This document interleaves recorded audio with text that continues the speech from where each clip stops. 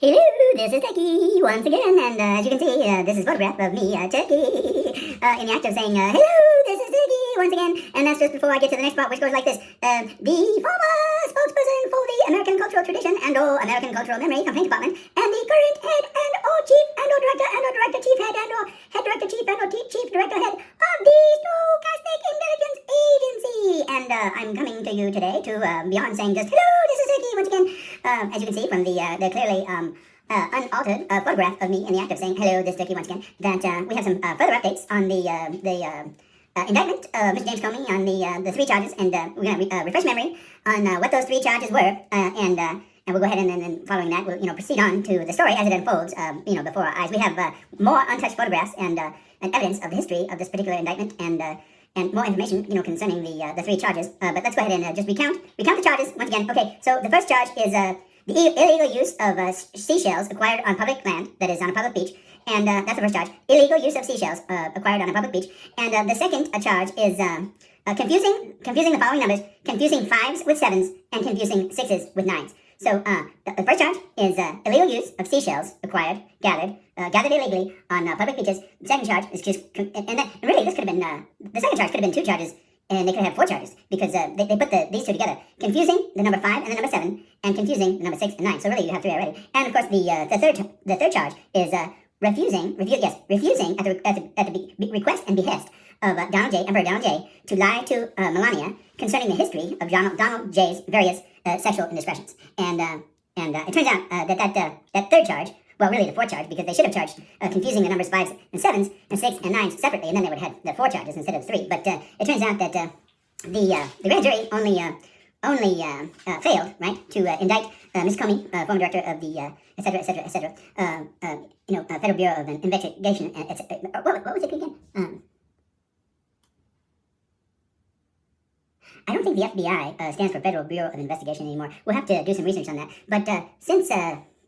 aCiPhtTh has been put in charge, the love child of Charlie Manson, it has something to do with, I'm not sure, but the agency has something to do with the Aryan Jesus. But in any case, we'll investigate what the name now stands for. They changed the names, just like they changed all them racist names back, when people got tired of having to put up with all these racist names all over the place, including names for this military base, and this army unit, and that one, and this one, and all these sons and daughters of the Confederacy! And I guess that's the Aryan Jesus Confederacy. But in any case, we'll do some research. We'll figure out what the FBI now stands for. I think under Mr. James Comey, it still did stand for the Federal Bureau of Investigation. But in any case, that third charge, refusing to lie to Melania about the history of Donald J's sexual indiscretions. That was the only charge that apparently and the reason that the grand jury didn't indict Ms. Comey was that he most certainly did refuse to lie about the history of Donald J's sexual misconduct and indiscretions, but he never did so directly to the face of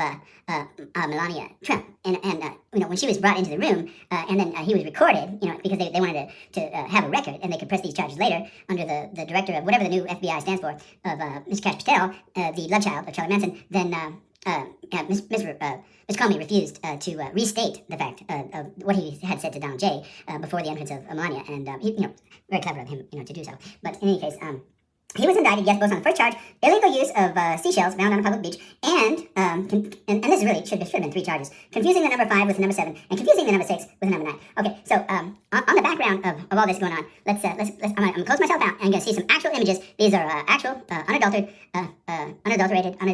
images of those involved in some of those figures involved in this trial, and the history, and you'll see exactly what was going on. All right, okay, so in this one, so this is this woman in between Jeffrey Epstein and Emperor Donald J. This is before he was emperor, but I guess we can just say Donald J.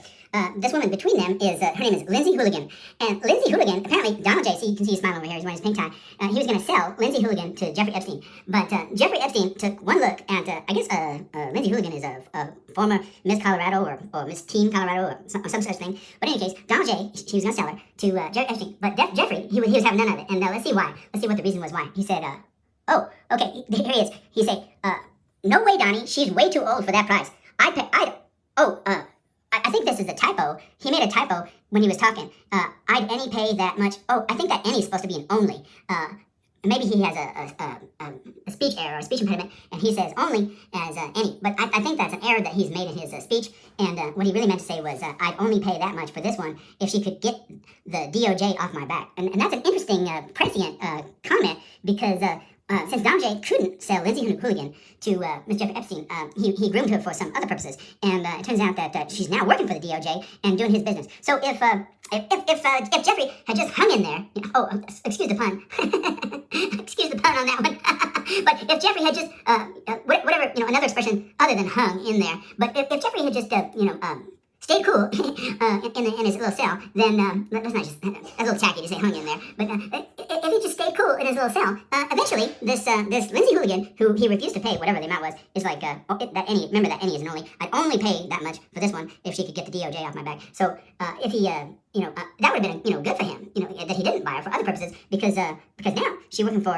Emperor Dom J and for the DOJ. And if he just let's just go ahead and say it, if he just hung in there, he wouldn't have to hung himself, because she could have got him off. And so sometimes pays to be patient, right? And things work out. Things almost work out for the best for Mr. Epstein, but he just didn't hang in there long enough to enlist the services of Miss Lindsay Hooligan in some other dimension than the original offer being conducted here. Okay, so she's working for the DOJ, and she's the one prosecuting Mr. Former Director Comey of the Federal Bureau of Investigation. That's what it used to be called. I think it's still the FBI, but I'm not sure what it refers to. Something that has to do with Aryan Jesus under Cash Patel. Okay, so and let's find out more. That's what's going on here. Oh, that's me. Let's close that out. Okay, this is another Lindsay, and as you can see, she's standing with her two good friends, Miss Charlie Kirk and Mr. Cash Patel. And this is Lindsay Valhalla, as you can see by the Viking helmet. And apparently, this guy, here, that's Charlie Kirk, and as the love child of Charlie Manson. It's like a lot of Charlies and Lindseys in this story, aren't there? So this guy's dad is named Charlie. This guy's name is Charlie. This is a Lindsay. That other woman is named Lindsay. Lindsay and Charlie. We'll have to title this piece Lindsay and Charlie. The further adventures of Lindsay and Charlie. Anyway, so love child of Charlie Manson. As the love child of Charlie Manson informed us, Miss Charlie Kirk on his low flying pony went to Valhalla, and that's where he met Lindsay Valhalla. Well, Lindsay Valhalla is actually a former Valkyrie, and apparently Charlie, when he got to Valhalla, he sent he sent Lindsay Valhalla to act as the judge in the case against James Comey, and also to handle business in Chicago in case there was any in case there. I'm not even sure that's her district or what she's in charge of, but we'll see what happens. But maybe. Anyway, so Mr. Kirk sent Emperor Dom J a present, and that present was Lindsay Valhalla, who's a Valkyrie, and is now acting as a judge in this case being conducted against former director of the Federal Bureau of Investigations, whatever the FBI now stands for, we don't know. There's that's Cash Patel. Those are the Cash Patel eyes. The one thing that really clearly identifies him as the love child of Charlie Manson. All right, so Lindsay Valhalla is the judge, and she's looking at the evidence, and I'm telling you, it doesn't look good for former Director Comey, and we've got an image of him too. This is an image from the testimony that he provided to Congress, to the Senate in one of them hearings, and you'll see it's not looking good. All right, so there's the question. Some senator, I guess Senator Maganon or Q Maganon or some such stuff. Senator Q Maganon asked him,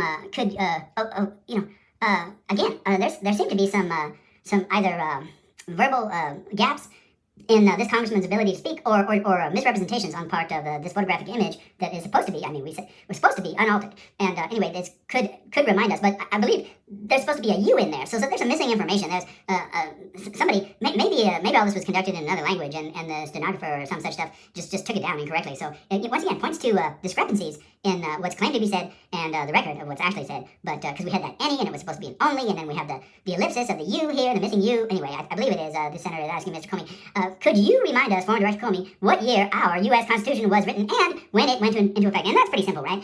The year that the U.S. Constitution was written, the correct answer is beep. Anyone? Correct answer? Anyone? What year was the U.S. Constitution written? And then the correct answer is, of course, 1787, and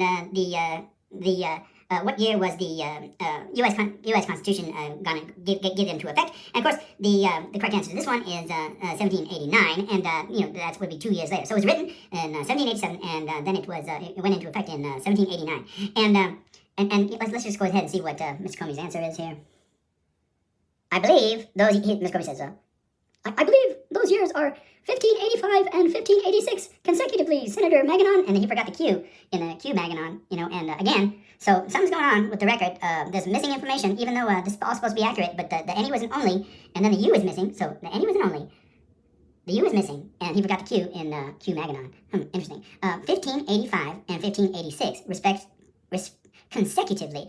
And should he have said respectfully or consecutively? Consecutively, respectfully, Senator Q Maganon? Who knows? But in any case, those are the wrong dates. And as you can see, the 17 in 1585 has become a 15, and the 87 has become a 85. So that's confusing the numbers 5 and 7. And then you have the confusion in the next one of the number, not only of the numbers 7 with 5, but of the number 8 with 6. You see what I'm saying? Excuse me, of 9 with 6. So he confuses both the numbers 9 and 7 and the numbers, no, he confuses both the numbers 5 and 7, and he confuses the numbers 9 and 6. You see what I'm saying? And that's pretty damn evidence right there. Even though, I don't know, there's, again, just reminding you that the U is missing, and could you remind us? Okay, reminding you, my listeners and viewers, reminding you, my listeners and viewers, that the U in could you remind us is missing in this transcript. And so is the Q in the name Q Maganon, that is Senator Q Maganon. So, we have some discrepancies. We had the discrepancy of the any for the only. We had the discrepancy of the missing U. We had the discrepancy of the missing Q, and we had the discrepancy of something else. What was it? There was something in the. Let's see if we can go back to the what Jeffrey was saying. I think he made a mistake too. Let's see. No way, Donnie, she's too old. No, that's the any and the many. That's the any and the only. So this one. And there you can see he's making fun. He's making a little fun of Donnie, because then Donnie thinks he's going to sell this woman to him, and she as Donnie says, when he's indicted for sexual assault, she's not my type, right? Remember when he said that? She's not my type. And then he mistook her for his ex-wife, Marla Maples. Who I guess wasn't his type either. But in any case, maybe that's why Mr. Epstein is making fun of her. Like we said, if poor Mr. Epstein had just hung in there and waited for Emperor Donnie J to promote Miss Lindsay Hooligan, everybody's Lindsay or Charlie, Miss Lindsay Hooligan to the role of prosecutor for the DOJ, then if he would, let's put it this way, if he just hung in there, he wouldn't have to hang out. Anyway, all right, so this is the news, and let me see if I'm gonna go back to being a turkey again. And there I am. Hello, this is Turkey signing out. Here I'm just saying that hello, this is Turkey once again. But in fact, that's it for us today. And reminding you that we'll keep you updated as the story unfolds. And it's not looking good for Mr. Comey. As we said, the only thing he got off on was refusing to lie directly to the face of Melania Trump concerning the sexual indiscretions and misconduct of Emperor Donnie J before he was the Emperor Donnie J, and just basic old Donnie J, Jeffrey Epstein's good buddy. Okay, so that's it for today. This is Turkey signing out. Have a good day.